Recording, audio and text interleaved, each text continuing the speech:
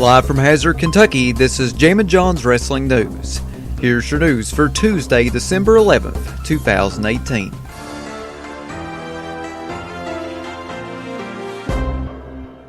Hey guys, I want to start off this episode with some bad news. Before I get into today's episode, I want to say that my YouTube channel that I've had since I was 12 years old, that was all the way back in 2006, it has been demonetized by Google. That means that I can no longer make money on my YouTube videos. Google is claiming that the reason for my demonetization is due to re-uploading someone else's content without their consent, which is non-existent in my channel. I've never re-uploaded someone else's content on my channel. Why would I steal someone else's ideas to bring them down and build myself up? I'd never do something like that. Thieving and manipulation are not part of my current ideology. As for copyrighted material from big industry companies like Warner Music Group and people like that I did upload whenever I was a kid, my early YouTube videos, everything on my channel that is copyrighted, and I want to clear this out right now, everything on my channel that is copyrighted is owned by the respective parties. So Warner Music Group owns the rights to the music that I have on my YouTube channel, and I have not been given any copyright strikes or community guideline strikes due in part to those agreements between myself, John Caldwell, and said parties in the past. I've also been a YouTube partner since 2008. Whenever I was 14, I became a YouTube partner, and even though I am close right now to losing my partnership of a decade, I am still partner verified. I would also like to point out that I have never or will never make any money from my early videos that included copyrighted content due in part to, again, the agreements between myself and said parties in the past. So the parties that own the copyrighted content, they make all the money from it. I don't. Alright, let's get that straight. The money that I have earned is through Jammin John's Wrestling News and original content that I have made for my YouTube channel in the past. But the revenue, of course, as you know, is not a whole lot. I only got 2,800 subscribers or something like that and 3 million YouTube views. So I don't really get as much as PewDiePie or Markiplier or, Donkey, someone like that. I will be filing an appeal in January of 2019 to get my full partnership benefits back because I do feel as though I've been wronged by YouTube. This is not the first time that I've been into it with YouTube. In my 12 years of being on the site, there's been many times where I've disagreed with the site and left. The last time that I decided to take a hiatus from YouTube was when the Logan Paul incident happened. I stayed away from the site for almost a year whenever that went down because I felt as though they could have responded and dealt with that situation a lot better than what they did. So hopefully things go good with all of this. It's just a shame to see this website that I loved as a kid with the amazing YouTube community just fall apart and fall to corporate greed like it has. So sad to see that, such a once a great website, a thriving website that had such an amazing community just fall into the capitalistic corporate greed that is today. I hate that.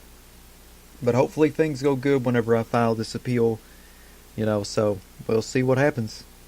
So with that being said, let's go ahead and get into tonight's wrestling news. The WWE announced the following for tonight's SmackDown Live.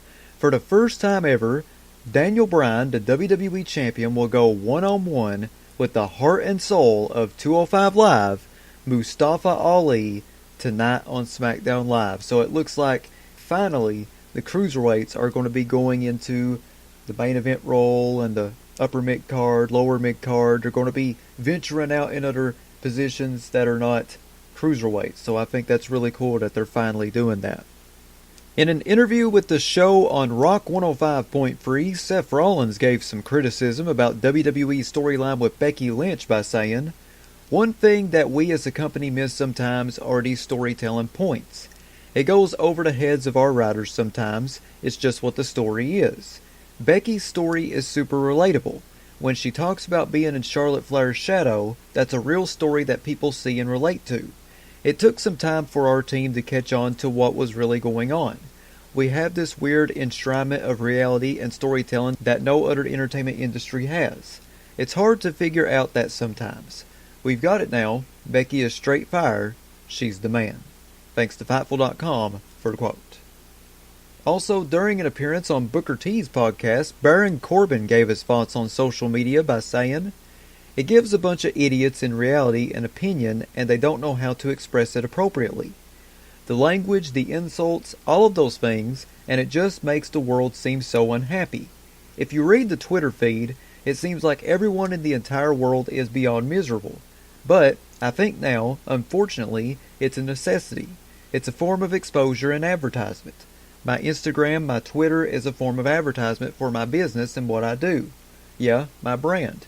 It is, but it is crazy how negative it is to everything. I was telling somebody when I was coming out of the car that 20 people could say Baron Corbin should wear a red shirt tonight on Raw. And if I wore a red shirt, those same 20 people are like, he looks terrible. It should have been blue. There's no pleasing it, and I think social media just gives people a place to say what they want because there are no repercussions for their actions. If you took all these people that said all those things to me on the internet and put them in front of me, their attitude would change so fast." Baron Corbin continued on by saying, "Just because Twitter fans are the loudest, it doesn't mean they're the majority. It's good that people speak their minds about these kinds of things, but it's my show, and if you want to change it, try. That's what I say. Come get it, if you want it. I'm in charge, but tonight we're going to step it up and put something fresh out there. We're always out there, like Booker T said, to put on the best show possible. I want tonight to be better than last week. I want last week to be better than the week before. I want next week to be better than this week. Like, if you're not getting better, you're getting worse." Thanks to WrestlingInc.com for the quotes. Finn Balor left the WWE South American tour last week for undisclosed reasons. The WWE announced that Balor was injured at the hands of Drew McIntyre on the December 3rd edition of Raw and has been replaced by Apollo Crews in the Mixed Match Challenge. Now, Mike Johnson of PWInsider.com is reporting that Finn Balor is not injured, but dealing with an illness that caused him to leave the WWE tour and miss tonight's Mixed Match Challenge. The company feels that Balor will be able to compete this Sunday at TLC against Drew McIntyre. Dave Meltzer of F4WOnline.com provided an update on when Kevin Owens should be returning to WWE after having double knee surgery. Dave Meltzer said, "Kevin Owens is due late February, early March, but they may hold him off until after WrestleMania." And finally, here on Jammin John's Wrestling News, Sami Zayn gave some high praise to Colt Cabana on Twitter. It all started when Yuta on Twitter tweeted, "I probably definitely wouldn't be an independent wrestler without Colt Cabana." And then Sami Zayn said, "I'll go one step further and say that, whether they know it or not, many independent wrestlers probably wouldn't be making the money they're making right now if it weren't for Colt Cabana. He truly changed the game." That is your news for Tuesday, December 11th, 2018. Check back here tomorrow for another Jammin John's Wrestling News Flash Briefing on Amazon Alexa devices, Spotify, YouTube, and Stitcher. Follow me on Twitter at John Caldwell, JONCOLWELL. Follow me on Instagram, the Jammin John. If you'd like to sponsor Jammin John's Wrestling News or your wrestling promotion wanting to get your next big event out, you can email me, jzcaldwell@gmail.com. That's JZCOLWELL@gmail.com.